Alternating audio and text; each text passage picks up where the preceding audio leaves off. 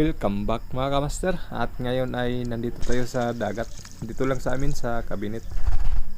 Subukan natin ngayong araw kung makapana tayo ng isda. Kasi medyo matagal na tayong hindi nakapamana dito. At ito, niload ko na ang aking pana. At para kung may isda ay makatira na. Nakailang sisid na rin ako doon sa doon mga kamaster. Pero wala tayong nakitang isda kaya dumiretso ako dito sa my birds. Tingnan ko dito kung may laman pa kasi parang mingaw man. Nung pag drop ko dito sa unahan ay yun, napakaraming samaral or kitong. Kaya ito, namili tayo kung saan yung malaki. Unang dive pa natin dito kaya medyo maamo pa yung isda. Pero yun, naputol yung video kasi na sira na yung battery ng GoPro. Patay-patay na. Kaya ito, natira na natin ang isang samaral. At ito, pangalawang drop ko dito sa birds. Nandyan pa rin yung mga samaral kaso mailap na kasi nabawasan na natin ng isa. Ganito talaga dito mga kamaster, pag mabawasan sila ay hindi na lumalapit. Kaya sayang. At nawala na talaga sila. Nandoon na sa unahan, lumayo na mga kamaster. Kaya naghintay-hintay pa ako dito kung meron pang lalapit. Pero wala man ay umahon na rin ako.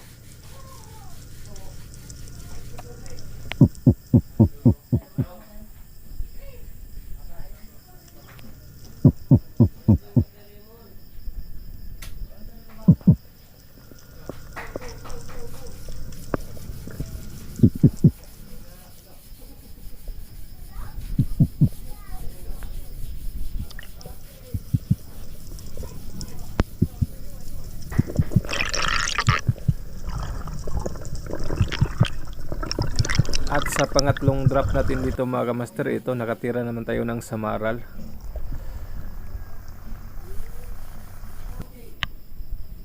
Kaya ito, niready ko na itong aking pana kasi silipin ko itong paborito kong spot. Baka may mangagat or mangrove snapper. Kaya ito, tingnan natin kung may laman mga kamaster. Ito talaga yung paborito ko dito mga kamaster, itong gilid ng birds. At sana may laman. At nung pagdungaw natin sa baba mga kamaster ay yun, nakakita tayo ng dalawang mangagat or mangrove snapper. Kaya ito, nakapokus tayo sa isa. Hindi masyado makita yung isa mga kamaster kasi nasa malabo. Kaya ito, siguro malaki yung isa pero dito tayo nakapokus kasi ito na yung malapit. Baka mabulabog pa kung lapitan pa natin at wala tayong mahuli.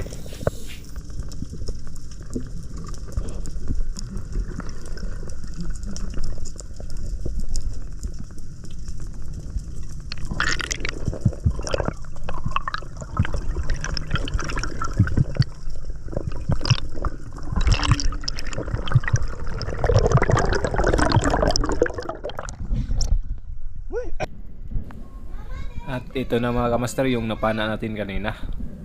Isang good size na mga agat. Siguro abot na rin ito ng 1 kilo at kalahati. Ayan, ayos na mga kamaster. Solve na naman ang pangsabaw nito. Thank you Lord.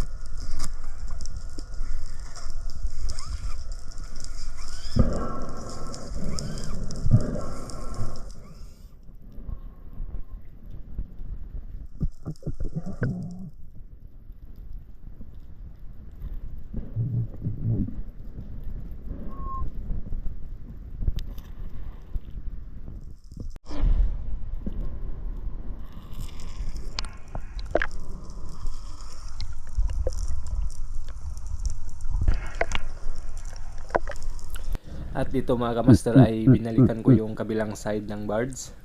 Paborito ko rin dito mga kamaster kasi ilang bisis na rin akong nakapana dito, kaya ito may natanaw ako doon sa unahan. Hindi masyado makita pero parang isda mga kamaster. 2 piraso, kaya ito sinundan na natin. At hindi talaga masyado makita kasi malabo ang tubig sa unahan, kaya ayun, sample.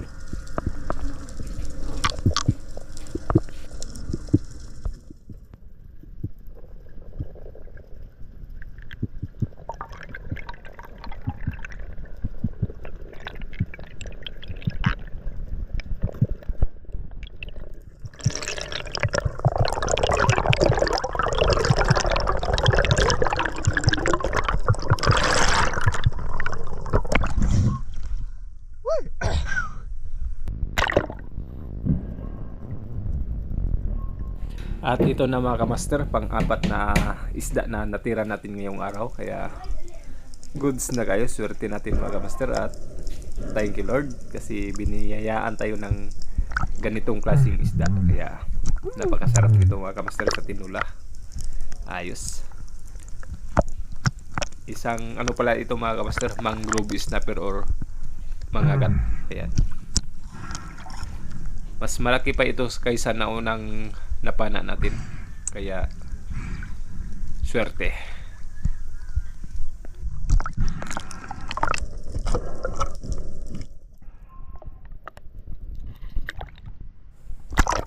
At dito mga kamaster, nakapana tayo ng badlon or mamsa or talakitok. Ayan, maraming tawag dito mga kamaster, iba't ibang klaseng tawag dito.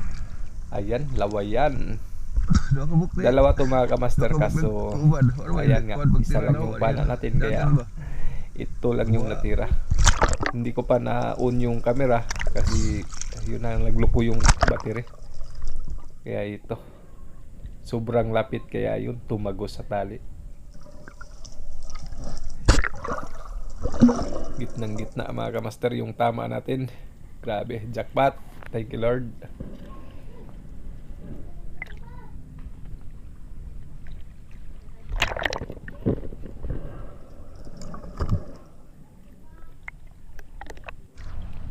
At ito na lahat ang huli natin mga master. Pero 7 piraso, kaya goods na kayo. Nakahuli tayo ng 2 samaral, 3 mangagat, 1 batog at 1 mamsa or badlon.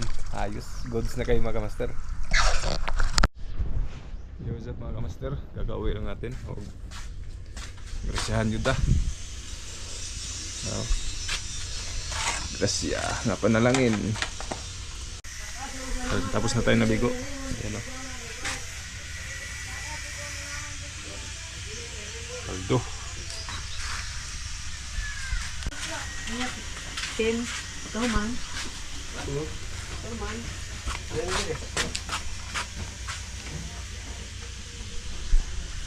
Yes.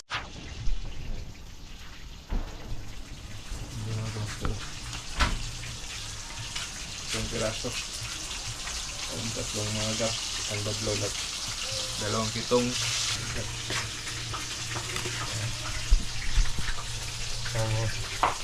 Buras niya. Buras.